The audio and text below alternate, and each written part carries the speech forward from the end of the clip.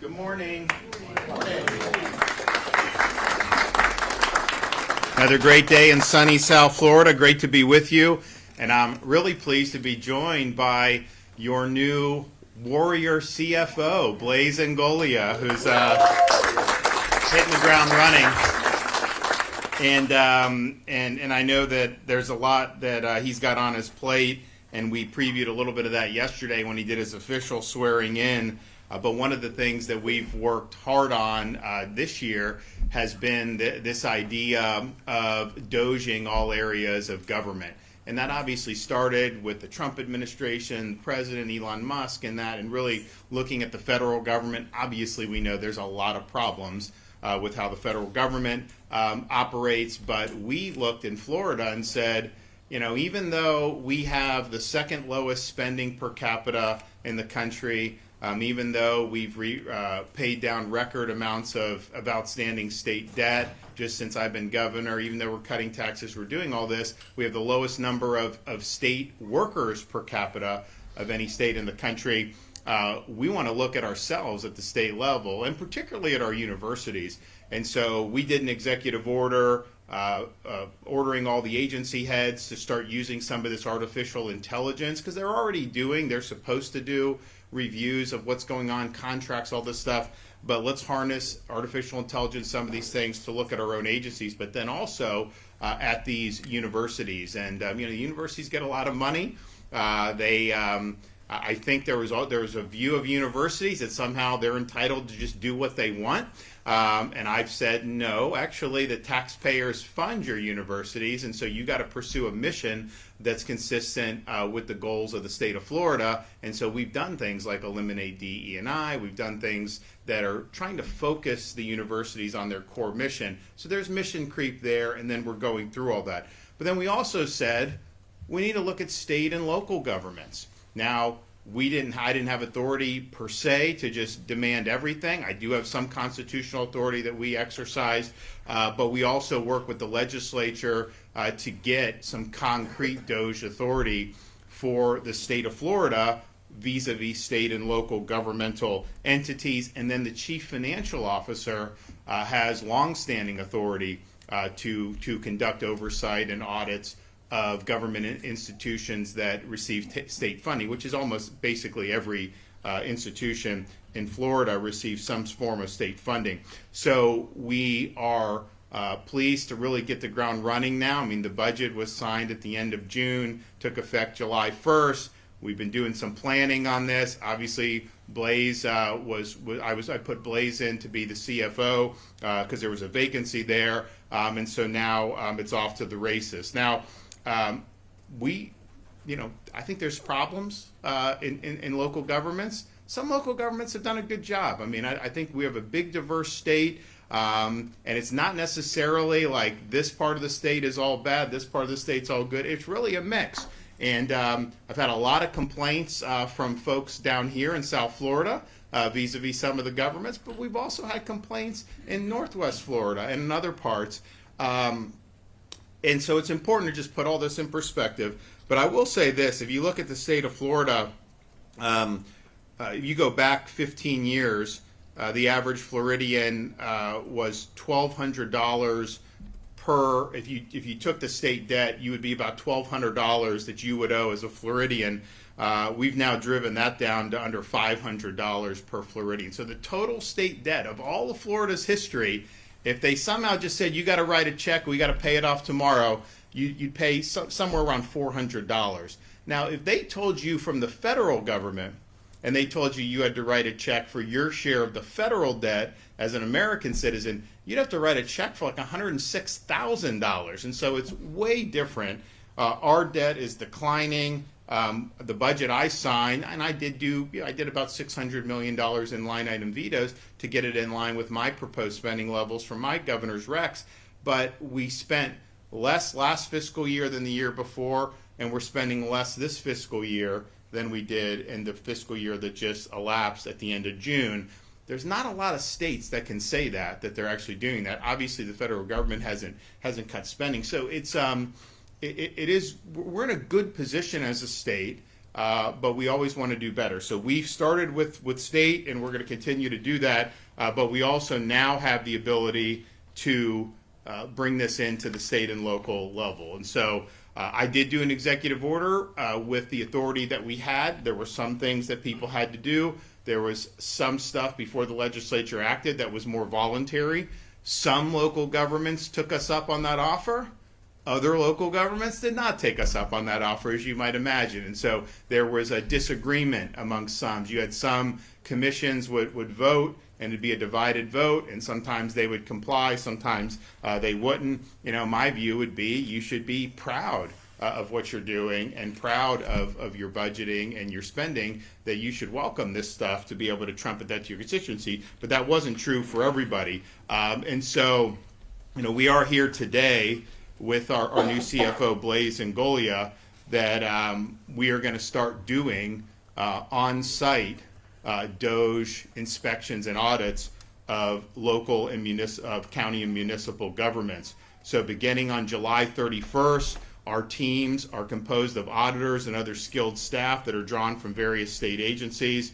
They will be using the authority that I mentioned to conduct reviews of the data systems, physical premises, and personnel of counties and cities that have thus far refused to cooperate with us to identify and report on any excessive spending patterns. And we'll be doing this through our new authority, as I mentioned, which includes granting access to spending records, and we'll be starting with those jurisdictions which have received a lot of complaints for their spending practices. And so we're here in Broward County, and I think most people know there's some criticism of how the county government has operated. And I think over the last 5 years, taxpayers here in Broward have watched their county government has increased property tax burdens by the tune of $450 million in addition to ad valorem collections. So that's an increase of close to 50% just since 2020. But yet, the population of Broward has barely grown at all, less than 5% net since 2020. So why is the tax going up almost 50% while the population is going up less than 5%? You know, there are things that as population grows, we've seen this in the state of Florida, more people pay sales tax, you end up having higher receipts, but that's because of economic growth and more population. You haven't seen the population increase here. Now, Broward has also spent a lot of money on kind of pet causes, whether it's DE&I, whether it's the Green New Deal. They even did, I think it was $800,000 for the Rose Bowl. They did a float in the Rose Bowl. The county administrator here makes almost $500,000 a year. So there's a lot of things that really deserve scrutiny. And here's the thing, you know, you're taxed just for living in your home as a Florida resident, and where is that money going to? We always hear it's about schools and police. Well, we all agree with that. But what about this other spending, and why has that gone up so much when there hasn't been an obvious justification to be able to do it? So we have the authority. This is no longer optional. We don't have to ask, Mother, may I? We can just simply say, you must comply under the law. Of course, there are supporting mechanisms built into the law for municipalities and counties that are non-compliant, and then of course I have constitutional authority to ensure that folks are following the law. So I look forward to these audits. So we are announcing today, you know, Broward County. We've got another announcement later today in Gainesville, but you are going to see a cadence of these put out very quickly over the next couple weeks. And so it's not just going to be in one part of the state, it's going to be across the board. We have gotten a lot of valuable information from folks that voluntarily participated, but I think that there's jurisdictions that didn't want to participate. We understand that, but we also understand that that's not going to be acceptable for the taxpayers here in the state of Florida. Before I turn it over to Blaise, I just want to make a quick comment on, you know, the city of Miami. You know, they cooked up this scheme with, I think, 3 of the 5 commissioners that they would just cancel the election scheduled for this November, extend their own terms in office, which the voters had never approved. That also violates term limits effectively, and that was just something that was going to be all hunky-dory. And I know a lot of people were concerned about it. I raised concerns about it and said it was bad.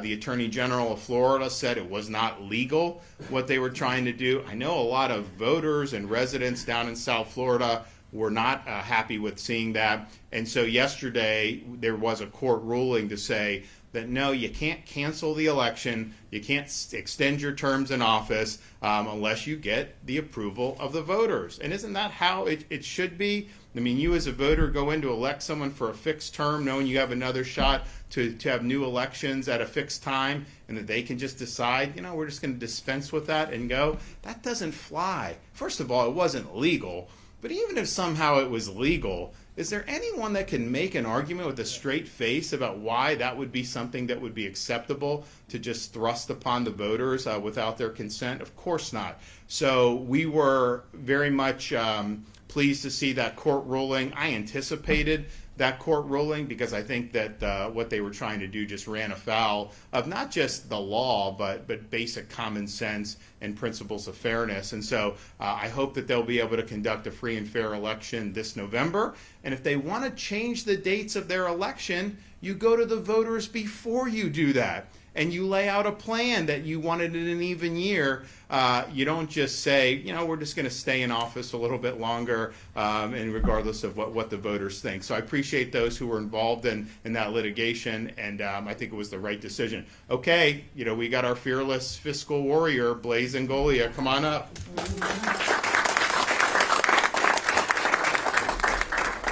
Thank you, everyone. Thank you for being here this morning. Good morning, and thank you, Governor, for leading on this issue. It's an important issue. We got some feedback back there, huh? So I want to thank you. There is a new era of accountability in the state of Florida when it comes to fiscal spending. I will tell you that I cut my teeth years ago calling out local wasteful spending. What I've seen that local governments are usually have the most egregious patterns of spending money on stuff that, quite frankly, if the voters knew and we shone a light on it, they would probably disagree with.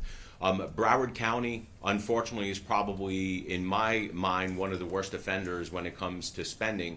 And the reason being is that because the county is full, there's a lot of people here, so there's not much in terms of population growth. One of the metrics we should use when it comes to spending is what was your budget before? If you add inflation and population growth, what should it be? And then what is it actually depending upon your current budget? Well, if you don't have population growth, you can't use the argument that we have that many more people. There's not that many developments being approved in the state of Florida. They're not adding that much more people. So yes, is there inflation? Yes. But the amount of money that is being asked of the taxpayers in the state of in Broward on behalf of their local government is far outstripping, in my opinion, the residents and the taxpayers' willingness and ability to pay. They're putting a crunch. One of the big issues that I am pushing for is affordability in housing, insurance and taxes. Taxes are one of the things that we can handle. So if we can get government to reduce spending, right-size their spending by getting rid of waste, fraud, and abuse, and quite frankly, the things that you probably wouldn't approve of, then we start off with a lower base number. The Broward is taken in with very little population growth, I think an extra $500 million worth of property tax revenues. That's a lot of money, and we have to start asking ourselves, and quite frankly, we need to start asking local government, where are you spending this money? And then let the people know what they're spending the money on, and then let the people make the decision that this is worthwhile. From some of the stuff that we've seen, like $800,000 on a float at the Rose Bowl parade, probably not the best use of taxpayer money. Now, that is TDT money, I get it, but it goes to show a bigger, that is just a symptom of excessive, reckless spending, where quite frankly, they don't care. I'm sorry to say this, but a lot of local officials just don't care because they don't view it as their own money. You know, they view it as somebody like this endless pot of money. But you know what? The taxpayer, you guys are the endless pot of money. The power to tax citizens should not be taken lightly. If you're in office and you are taxing, you should be asking yourselves, if this was my own personal money, would I make the same investment? Would I spend the same thing? I see a lot of people shaking their heads. It's unfortunate, but government, over the past 20 years, all levels of government, I would say that the state is a heck of a lot better fiscally responsible, more fiscally responsible than what we're seeing at the federal government and the local government. But this is what really gets my craw is, how many times have you seen local governments sit there and cry poor, and then all of a sudden they ask for more money in terms of an additional sales tax going on the ballot? No. This is the first part in accountability and transparency that we're bringing to local governments, and saying that no, we are tired of the reckless spending. We are overspending and overtaxation. So going into the books through Florida DOGE's effort, through the CFO's office, and having auditors go in and start questioning some of these things is the first step to bringing fiscal sanity back to local governments. Because quite frankly, local governments have been running amok for way too long. I look forward to working with this governor. I look forward to working with Florida DOGE's team to start bringing shining a light on some of this wasteful, egregious spending. I thank you for everything that you know, that you have somebody in the CFO's office who's going to look out for your best interest, the taxpayers' interest. Governor, I thank you for this leadership. Okay.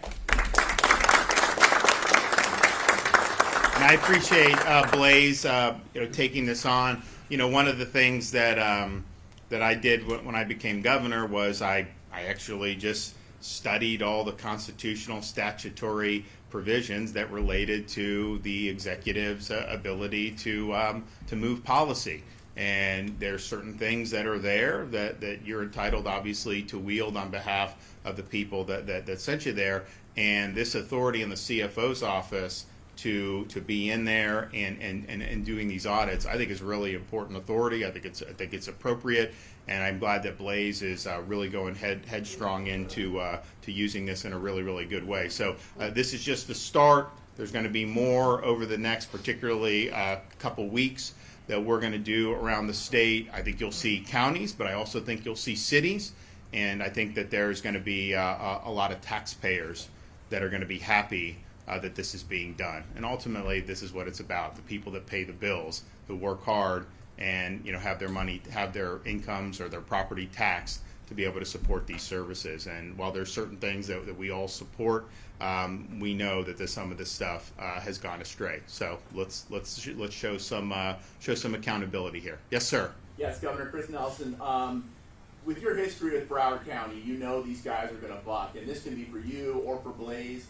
What enforcement mechanisms are you specifically willing to go to, and will this cover things all the way back to the COVID spending, the school board, and stuff like that? So there is mechanisms in the law to be able to hold accountable for non-compliance, and it's basically, you have certainly daily fines.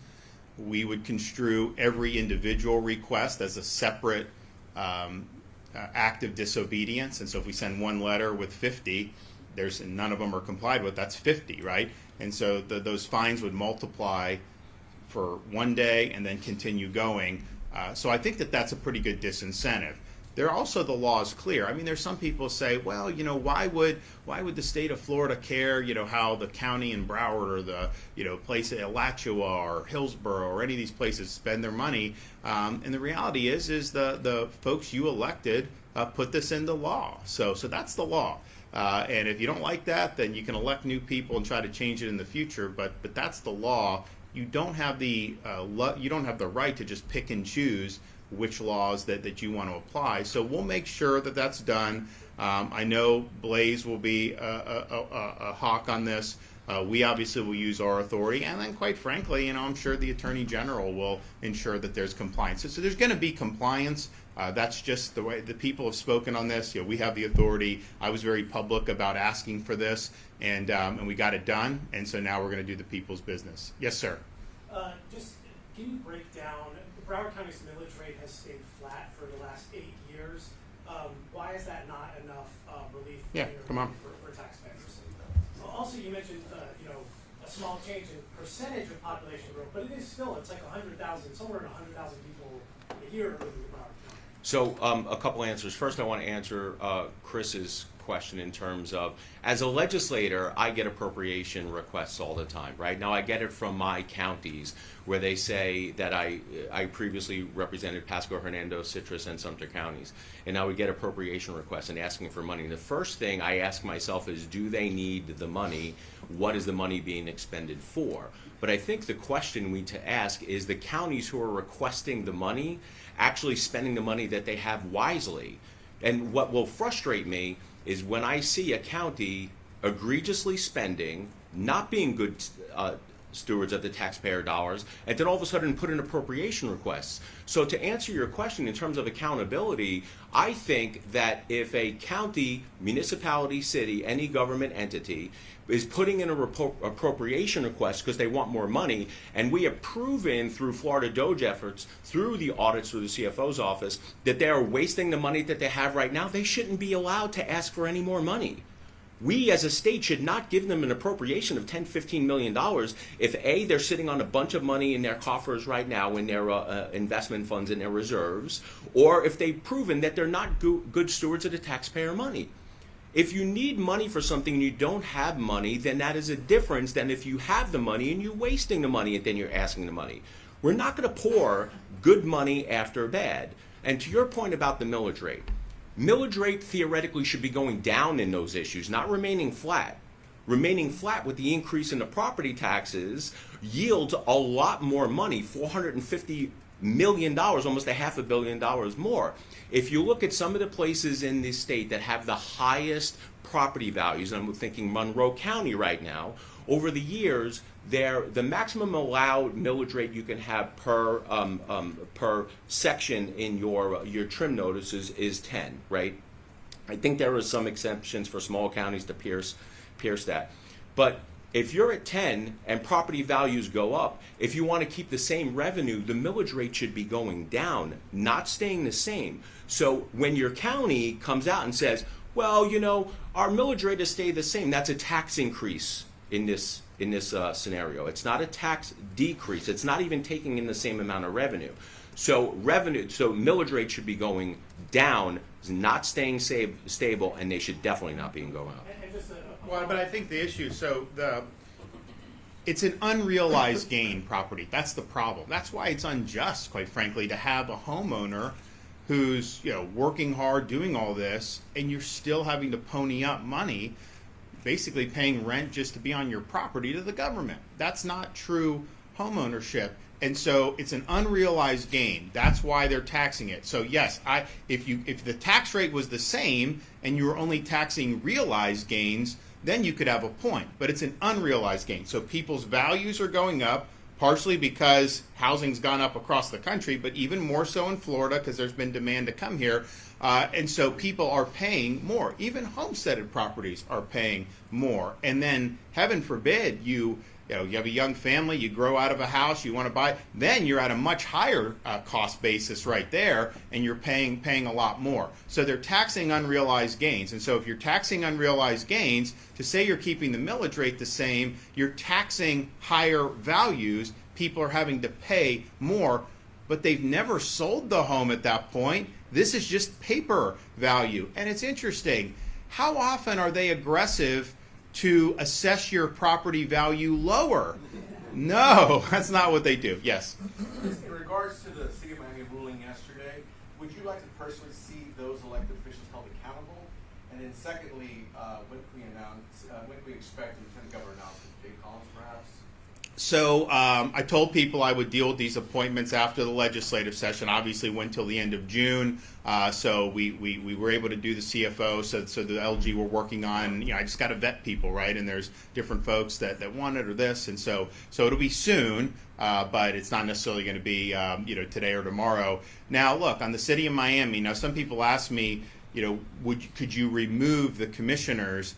And actually the way Florida law is, governor has way more authority over county elected officials than municipal. So the municipal, really there needs to be a criminal pretext for the governor to exercise the suspension authority there. Now, why they did this. Was there something behind the scene? I don't know. I mean, obviously, it's a shady thing, right?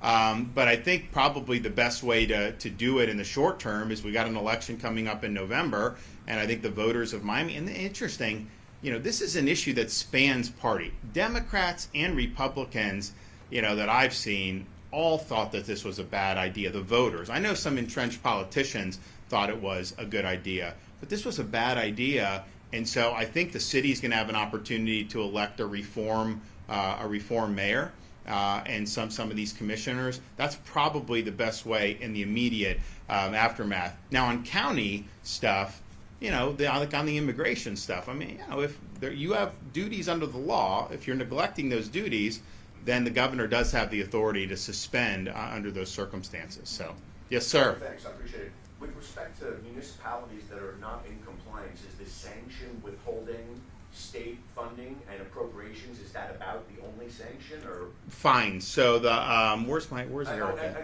I'm sorry. And my other question was, We have the fines are how much a day $1,000 per day.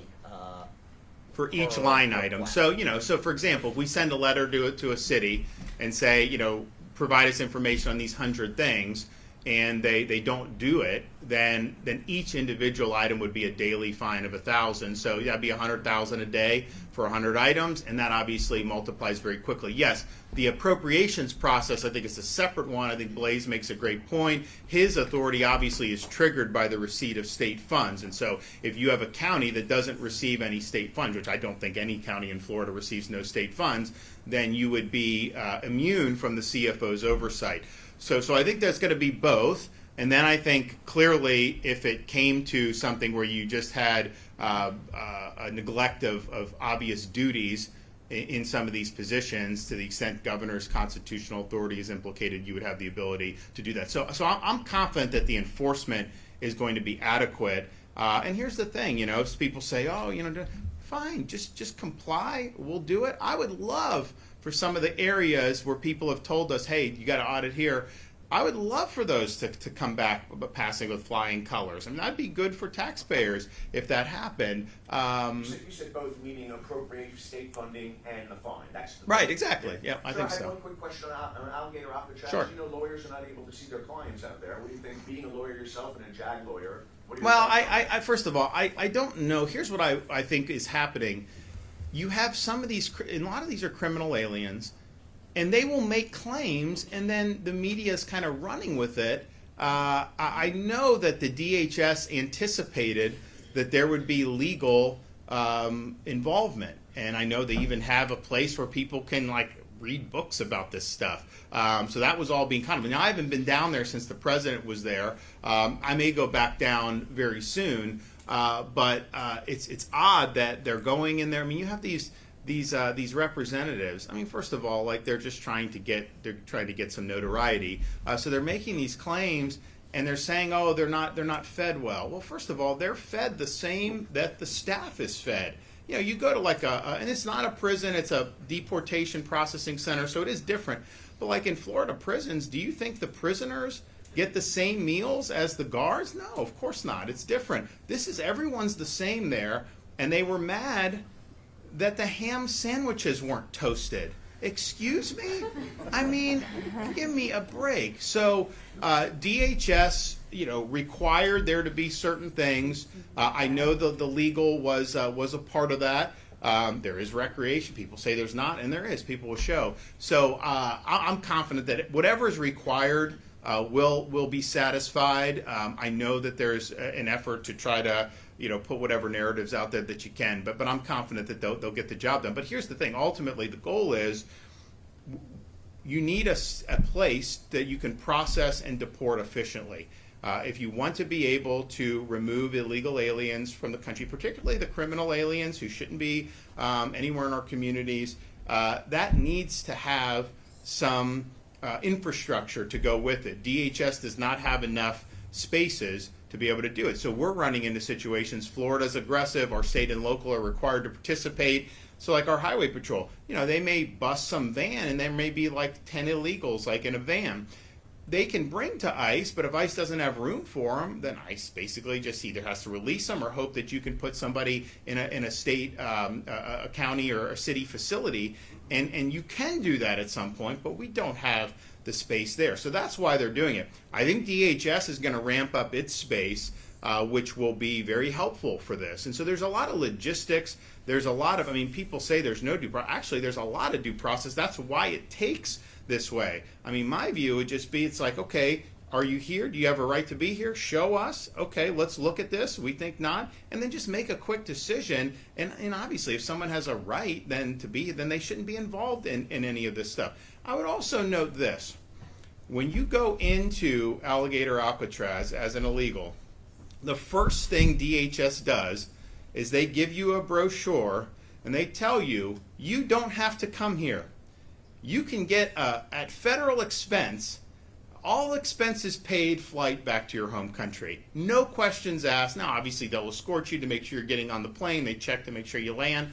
But they are offering that for every single one of these folks who end up being brought there. So nobody has to go there if they don't want.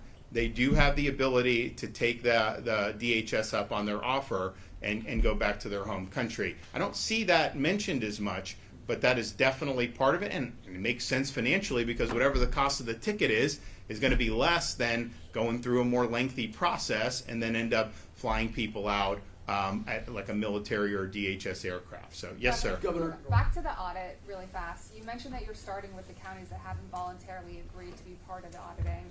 Do you know off the top of your head where the other South Florida counties stand? Miami-Dade, Monroe, Palm Beach? So, Miami-Dade, we have had some cooperation. I guess you'd say some cooperation with, I know we work with one of the commissioners, Eric. Would that be, I don't think they fully got on board, but we do have some of the commissioners are helping on that. So I would say that they've been better than some, but not good enough. And so I think it's very possible that you see an announcement on Miami-Dade within the next couple weeks. I think it's also possible that you could see an announcement on Palm Beach. And then there's also municipalities in South Florida as well. We're going to do another announcement later today, and then through the balance of this week and next, there'll be more that are going to be doing. But I think it's going to be, certainly going to be, probably 10 to 15 counties, municipalities split that are going to get the on-site DOGE inspections. Governor, you mentioned on your spending. Has Broward completely been not cooperative? How would you characterize it? Well, so it's interesting. I guess they did submit something late yesterday, correct? They responded to our most recent information request. They have not passed a resolution announcing that they are a cooperating jurisdiction or a resolution of support for the DOGE effort as over 75 other jurisdictions across the state. So Eric Soskin is our DOGE head for the state governor's office, and so he's doing so yeah, they haven't done the compliance that we obviously hope for. They did submit an answer, I think, close of business yesterday on that. Now we had already decided that this was going to be something that we were going to do going forward. So. Governor, you mentioned there's a lot of complaints into how Broward County is spending. Do you know who those complaints are from? How many have taxpayers? Yeah, I mean, I think taxpayers. When we started announcing DOGE, we got a lot of incoming on a handful. I mean, I'd say Broward was one people talked about. I'd say Gainesville and Alachua were big. I would say Hillsborough. I would say Manatee. I would say there's some Northeast Florida. So, and then there's some agencies within county governments in particular. There's a couple sheriff's departments across the state that people have had concerns about. And then it's also just, we're looking at, you've had basically modest population, but big increases in spending. And that's the thing. You do have to look at population growth and the fact that we did have inflation. So it's like if you look at the state of Florida, if you go back to 2019 pre-COVID, we were spending in the between 90 and 100 billion dollars for our state budget. The budget I just signed, although it's been a reduction 2 years in a row, was I think about 117 billion all in when you include everything. Now, if you adjust for the population growth we've had, which has been significant, and inflation, that's definitely not a net spending increase given that, because inflation's been 25% since COVID. in our population, we went from, when I got elected governor, I think we were 21.5 million. You know, we're close to 23.5 million now. I mean, so we've had a net increase in population of 1.5 to 2 million residents. And so when you account for that, and how does that matter? It's like, so with roads, you know, I've had to put more money into roads. And do that to accelerate because, you know, we have growth and you have traffic problems. It's harder in South Florida because so much is built out. Most of the other parts of the state, you have an ability to do some things, widen lanes, do things that will relieve. So if you look at like what we've done on I-4, the I-4 project in Orlando until about you get to Disney, that's made a big difference. Now we've done a temporary lane from Disney into Polk County. That's increased the flow dramatically. That's going to be a permanent fix. We're going to have lane exposure. So, like, we have to do those things. We have to build new schools, right? When the population warrants it, and you have too many in one, you gotta do that. So those are things that just kind of happen. But I think what the state of Florida has done a good job of doing is not saddling taxpayers with recurring ballooning expenses. Do you have a number? Move Florida Forward was like, you know, one shot. We did a $7-8 billion infusion. And it's gonna make a huge difference, and then we'll move on. If you look at some of the things we've done in environment, I just announced a big agreement with the Army Corps. They're going to delegate us authority to move some of these Everglades projects faster that the federal government was responsible for, and we can do it faster. So we're now going to do it. That whole enterprise south of Lake Okeechobee is going to be done 5 years where it was currently scheduled. And so that's a huge thing. But, you know, my goal is you know, we opened the C-43 reservoir on the western side of Lake Okeechobee. We put a lot of money into that. That's good. And there's obviously upkeep. But when you get the infrastructure in place, you do the water flow, you will be able to spend less in the future. I really believe that. So these are things that just you go. But I'd say from the state's perspective, we always want to do better.